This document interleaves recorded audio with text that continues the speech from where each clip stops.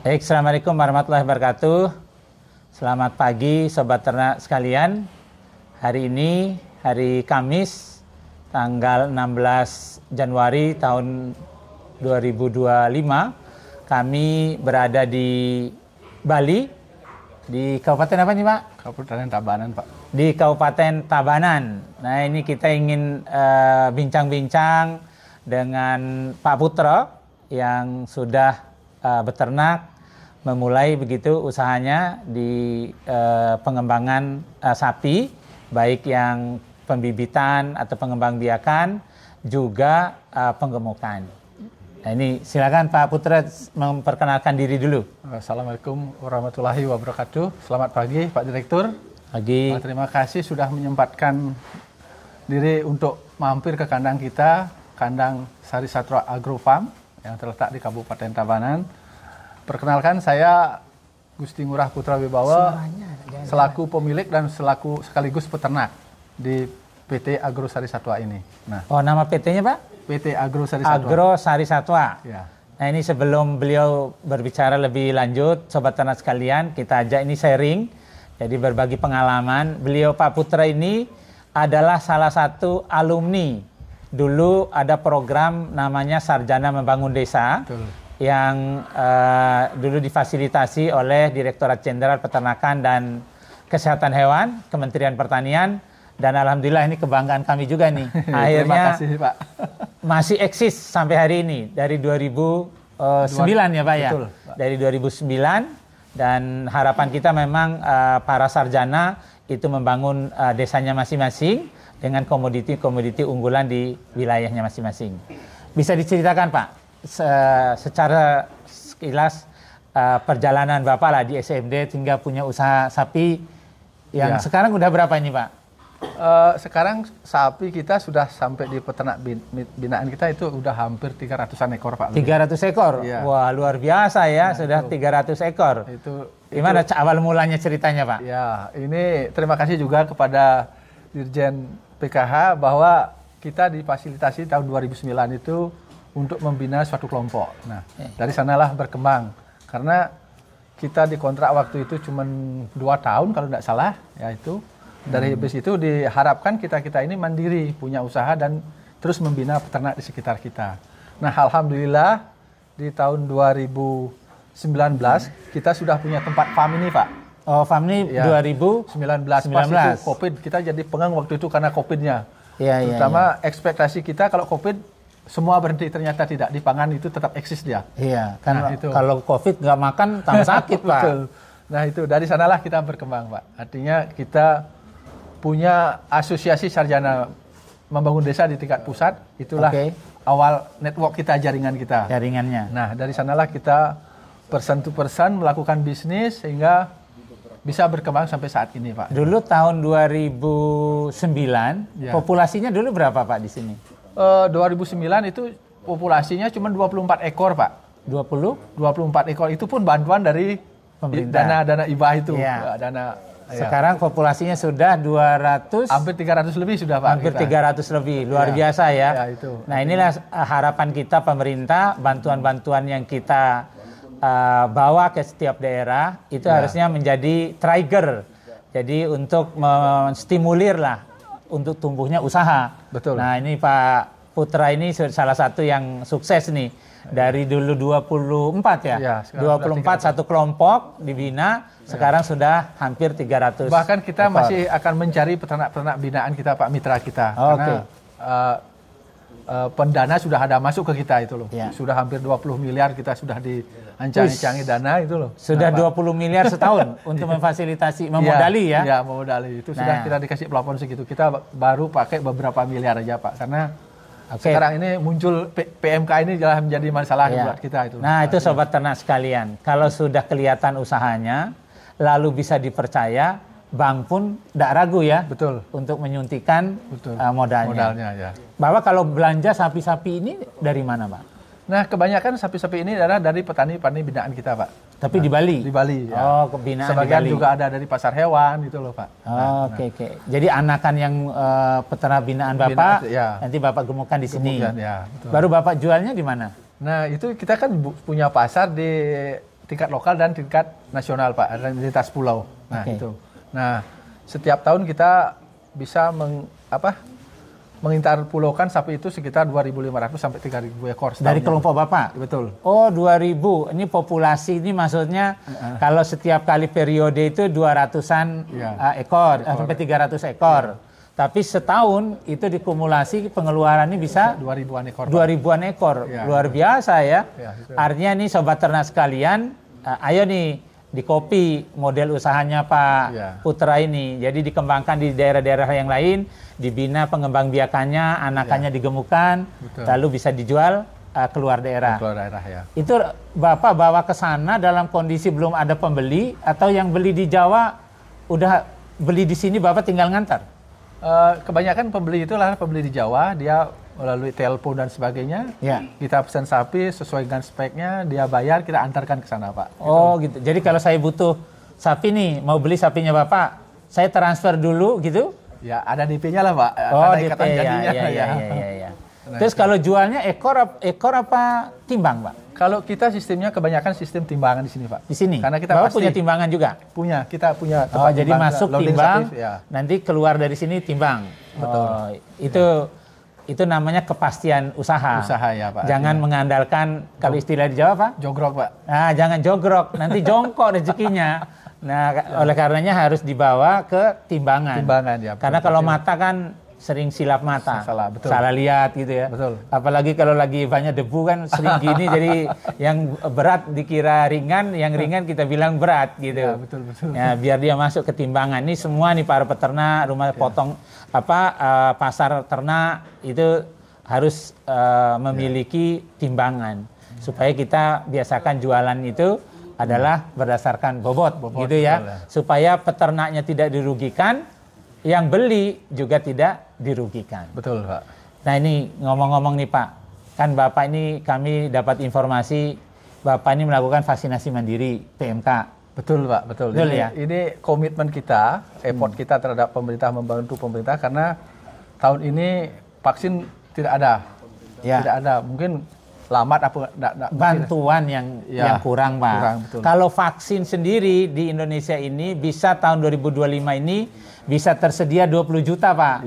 Nah tinggal teman-teman order gitu. Karena kita punya tanggung jawab mengantar pulaukan sapi itu sesuai dengan edaran dari Badan Karantina, itu minimal sebulan itu harus sapi itu harus divaksin. Kita harus mengikuti SOP itu Pak. Bapak tahu nggak kenapa harus sebulan Pak? Nggak tahu ya? Nah saya kasih tahu nih, karena saya kan dokter hewan Pak. Jadi sapi itu bukan hari ini disuntik langsung diberangkatkan. Karena apa? Kan disuntik dulu, sebulan itulah terbentuk titer antibodi yang maksimal. Sehingga kalau dilalu lintaskan, dia sudah aman. Jadi kalau ada virus lewat, hilang dia gitu. Itu fungsinya Pak, supaya ada manfaatnya vaksin. Jadi disuntik dulu, sebulan kemudian titer antibodinya tinggi. Nah itu bagus. Jadi vaksin itu kan seperti orang kayak silat Pak. Orang latihan silat itu kan tiap hari dia latihan silat kan. Supaya apa? Supaya begitu dipukul orang udah tahu cara reaksinya. Kalau mikir jurus yang mana dipakai, nggak jadi Pak. Nah maka jurus yang paling ampuh menghadapi PMK itu Pak Putra adalah vaksin. Itu yang pertama. Yang kedua ya biosecurity, desinfeksi itu yang harus dilakukan.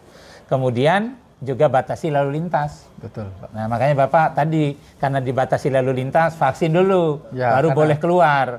Sebetulnya itu bukan nyusahin, bukan. Maksudnya biar ternak-ternak Bapak ini kalau pergi ketemu virus, dia tetap sehat. Terus kalau ada yang sakit, jadi sini tetap aman. Vaksinnya mahal nggak Pak? Kalau dibilang mahal sih enggak Pak. Berapa sih harganya Bapak beli kemarin? Kalau kita beli per dosisnya itu 17.000 Pak. Tuh 17.000. Itu ya 17.000 harganya. Ditambah ongkos kirimnya Pak ya. 18.000 ya. Ya enggak usah makan di warung lah ya sehari. Kan makan di warung sehari, makan di rumah aja gitu. Jadi biar bisa beli vaksin harganya 18.000 sudah sampai di kandang. Di kandang Pak. Iya, jadi tinggal menghubungi petugas untuk menyuntikkannya. Karena kalau disuntikan kan harus dicatat. Nanti kalau nggak dicatat oleh petugas, nggak diakui oleh karantina. Karantina. Nanti saat lalu lintas Itu menjadi masalah itu namanya ngaku-ngaku kan. Nah, namanya ngaku-ngaku nggak diakui. Kalau nggak diakui sudahlah uang tadi udah dipakai, petugas sudah suntik, dibayar pula kan. Betul, Pak. Nah, terus nggak diakui. Nah, itu rugi 2 kali. Oleh karenanya panggil petugas supaya dia melaporkan juga ke sistem. Nah, sehingga kalau sapi ini ada kok kemana-mana, itu tertulis di sistem. Ya, nanti kan ini kan ada eartag-nya, Pak. Ada, Pak. Nanti minta petugasnya ngisi di eartag-nya bahwa divaksin tanggal berapa, sehingga nanti aman. Sehingga Bapak mau lalu lintas kemana saja, identitasnya sudah ada, vaksinnya juga sudah ada. Nah, selain ini, emang Bapak khawatir dengan PMK itu? Pasti Pak, khawatir kita. Oh, pasti ya. Nah, jadi tapi kita sudah punya. Dulu pernah ngalamin PMK pernah nggak di sini? Tahun 2022 kalau tidak salah 2022-2023 itu kita ada sapi ini penuh kemarin Pak, ini 100 ekor ini. Cuman karena kita cuma 3 ekor Pak, itu pun sapi baru masuk dari petani. Oh, oke. 100 ekor itu 3 ekor itu dalam waktu 10 hari sudah sembuh dia Pak. Tadi Bapak bilang nih belum diisi semua karena mau belanja masih khawatir karena belum divaksin. Karena vaksin baru datang Pak. Nah, setelah divaksin Bapak baru kita mendatangkan sini. Karena kita menggunakan SOP masukkan sapi ke sini Pak. Begitu sapi datang kita harus didisinfektan dulu, diamati dulu. Ini salah satu rahasianya Pak Putra ini. Jadi kalau mau masukin sapi karena masih ada PMK, maka vaksin dulu, harus itu, gitu ya Pak? Ya, betul. Terus apa lagi yang Bapak lakukan? Nah itu biosecurity-nya artinya kebersihan kandang, pakannya yang bagus dan sebagainya. Dan terus kalau yang baru datang tadi Bapak apain? Yang mana itu Pak? Tadi katanya yang baru datang, Bapak dicek, kita cek dulu kesehatannya. Kalau memang meragukan kita tolak dulu Pak. Itu tidak ada. Kita sudah juga punya kandang isolasi di sebelah Pak. Di sebelah di luar sini. Kandang baru sapi datang kita bukan masuk ke sini Pak. Kita masuk kandang isolasi dulu. Artinya kita adakan SOP-nya yang begitu ketat. Ini secara teori ini yang benar nih ilmunya. Itu loh. Jadi isolasi itu jangan di dalam area kandang. Kalau di dalam area kandang itu namanya bukan isolasi, nyebarin penyakit Pak. Betul. Jadi harus diisolasi dulu di luar kandangnya. Kalau sudah pasti sehatnya, baru kita bawa ke sini. Setelah pengamatan mungkin 12 sampai 14 hari baru kita masukin.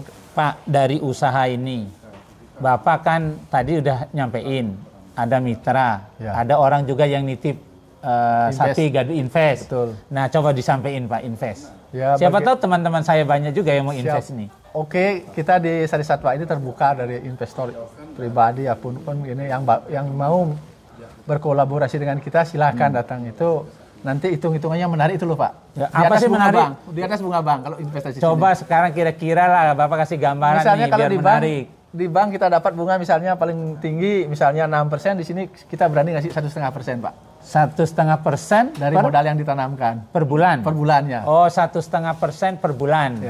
Berarti kalau 6 bulan berarti kan bisa 7,2. 9 nih Pak ya. 9. Ya. 9%. Oh iya 1,5 ya. Oh iya 9%. Kalau bank kan hanya 6% ya. Makanya setahun 18% itu loh. Jadi ini teman-teman yang punya uang ngapain simpan di bank, simpan aja di sapi. Kita bisa aman, makan, dijamin aman ya. Amanah. Orangnya baik, kami kenal beliau. Jadi bagi teman-teman yang mau investasi di sini, insya Allah bukan bodong gitu ya. Karena beliau juga udah berusaha dari 2009 sampai 2024 ini, jadi bertambah, kepercayaan para peternak juga nambah. Jadi kalau yang mau model gaduan, model mitra, silakan datang sini. Karena kita 1,5% per bulan dari harga sapinya. Nah itu. Jadi kalau rata-rata berapa sih harga 1 ekor Pak? Tergantung kita paling rendah kita ngambil di harga 12 sampai 15 Pak. 1 ekor? Iya. Kalau saya invest setengah ekor boleh nggak Pak? Boleh. Oh boleh ya? Boleh. Terus caranya gimana kalau setengah ekor? Kan ada proporsionalnya nanti. Oh jadi Bapak nambahin gitu ya? Betul. Oh, iya. Enak juga ya bisa investasi setengah ekor. Seperempat bisa nggak? Bisa Pak. Oh, iya, kayak kita makan di warung aja ya. Bisa setengah-setengah. Karena kita sudah punya sistem yang klop, pasar ada, petani ada, pemodal ada, kan klop jadinya Pak. Ketemu jadinya. Iya. Nah tinggal dari pemerintah aja memantau kita tentang kesehatannya, tentang lalu lintas, tentang administrasi dan sebagainya itu kita sudah klop. Karena dinas kita di Tabanan ini adalah welcome banget Pak. Bahkan seperti bukan baru ada dinas saya acungi 2 jempol dong. Dari provinsi juga kita. Terima kasih nih dinas peternakan Tabanan dan dinas pertanian tanaman pangan provinsi nih, pembinaannya luar biasa ya. Jadi dirasakan manfaatnya oleh betul, Pak. para peternak. Betul, karena kami kalau nelpon itu kalau beliau misalnya sibuk, pasti telepon balik, pasti ada perlu tentang itu masalah dan sebagainya. Masalah koordinasi kami di lapangan ini memang itulah birokrat sekarang, Pak. Ya. Sudah keren-keren, cepat, responsif. Kami harap inilah, Pak. Iya, selalu orang bilang birokrat itu lama. Enggak sekarang. Itu semua udah cepat. Jadi teman sobat ternak sekalian, enggak usah ragu, jangan pakai asumsi-asumsi, semua sampaikan ke petugas, ke dinas kalau ada hal-hal yang menyulitkan. Nah, terakhir Pak ini kan saya lihat nih dari tadi kok bersih kandangnya. Itu kotoran dibawa kemana itu, Pak? Kotoran itu kita tampung di belakang, Pak. Ya. Sementara kita tahun ini rencana mengolah kotoran ini menjadi pupuk organik karena permintaan pupuk itu sudah mulai meningkat, Pak. Oh, kemarin, jadi yang sekarang ini diolah sedikit-sedikit gitu. Yang sekarang ini mentahnya itu kita jual dulu, Pak. Jual basah ini langsung udah ada yang ngambil. Udah yang ngambil. Makanya kelihatan tidak ada kotoran di sini, Pak. Wah, dan limbahnya pun tidak mengganggu lingkungan gini. Kita buang berarti, ke tengah sawah dan ke langsung. Langsung ya. Gitu. Nah, ini nih teman-teman sekalian nih, para petani ya. Para petani punya sapi tapi nyari pupuk. Padahal sapinya tiap hari ngeluarin pupuk. Kalau sapi Bali kan bisa 20-25 kilo sehari. Ya. Terus kita buang. Habis itu kita cari lagi pupuk, beli lagi. Nah, yang ada sekarang kita ubah nih. Bagi sobat tani semua, kalau kita punya sapi, kotorannya, kencingnya kita olah jadi pupuk. Jadi kita tidak perlu beli pupuk lagi. Ya, contoh demo plotnya ini, jagung yang di belakang ini, Pak. Jagung ini? Ini semua kotoran sapi ini, hijau dia. Tadi saya lihat gede-gede banget tongkolnya. Ya, itu perlu pupuk di awal aja, pupuk sedikit. Hanya di awal pupuk urea. Setelah itu pakai pupuk ini. Nah, ini udah ada pengalamannya ini. Makanya. Jadi Bapak tolong berbagi kepada para peternak, Pak, di sekitar supaya jadi amal jariah, Pak. Jadi Bapak kasih contoh modelnya, pupuknya untuk jagung, untuk padi, hasilnya bagus. Dengan begitu kan ilmu Bapak menyebar. Dan para petani yang lain juga ikut sukses seperti Pak Putra. Jangan ingin sukses sendiri aja, Pak. Enggak, Pak. Enggak ya? Enggak. Siapa? Kalau sukses bersama kita kan gampang, Pak. Iya, benar. Oke. Terima kasih, Pak Putra. Terima kasih, Pak Direktur. Sukses selalu ya, Pak. Terima kasih, Pak, sudah mampir ke kandang kami, kandang yang di desa yang terpencil. Semoga ke depan atas kedatangan Pak Direktur kita tambah semangat dan tambah maju. Harus tambah semangat, Pak. Jadi kata kunci adalah kolaborasi. Pemerintah dan para masyarakat, ayo kita sama-sama memajukan dunia peternakan dan kesehatan hewan dalam rangka mendukung program ketahanan pangan Indonesia.